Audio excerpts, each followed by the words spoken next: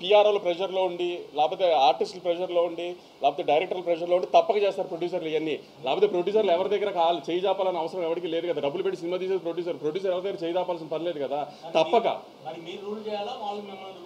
Obviously ఇప్పుడు నేను అదే అంటున్నాను, ఎవరిని రూల్ చేయాల్సింది కాదండి. నేను చెప్తుంది కోఎగ్జిస్ట్ అవ్వాలి కదా.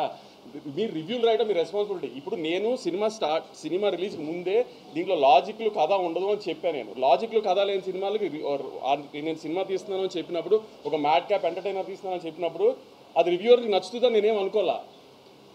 సో రివ్యూస్ బాగా రావాలని నేనేం ఎక్స్పెక్ట్ చేయాల. కానీ రివ్యూస్ రాకపోయినా రెవెన్యూ వస్తుంది కదా, అది కూడా కరెక్ట్ కాదు అని దాన్ని జస్టిఫై చేసుకోవడానికి ఇయటం ఎంతవరకు కరెక్ట్ పోనీ?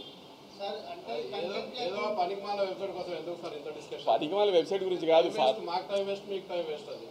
నేను ఆ వెబ్సైట్ గురించి డిస్కస్ చేయడానికి గురించి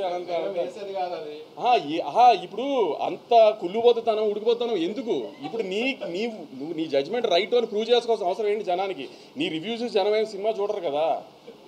నీ రివ్యూ డిసైడ్ చేశారని జనం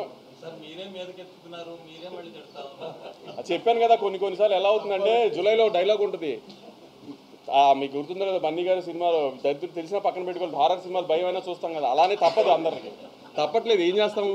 కానీ అలానే మరీ అసలు దాన్ని ఎక్స్ప్లోయిట్ చేయడానికి ట్రై చేయకూడదు కదా ప్రతిదానికి.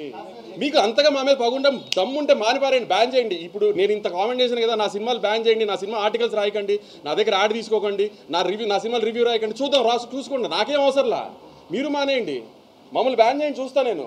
నా సినిమా నేను ఓపెన్గా చెప్తున్నా, నా సినిమా బ్యాన్ చేయండి, నా ఆర్టికల్స్ రాయకండి, నా సినిమా ఆర్టికల్స్, నా సినిమా రివ్యూ రాయకండి. నేను ఎలా ప్రమోట్ చేసుకోవాలి, సినిమా నేను ప్రమోట్ చేసుకుంటా. మీరు వెబ్సైట్లు ప్రమోట్ చేస్తేనే సినిమాలు ఆడట్లేదు కదా.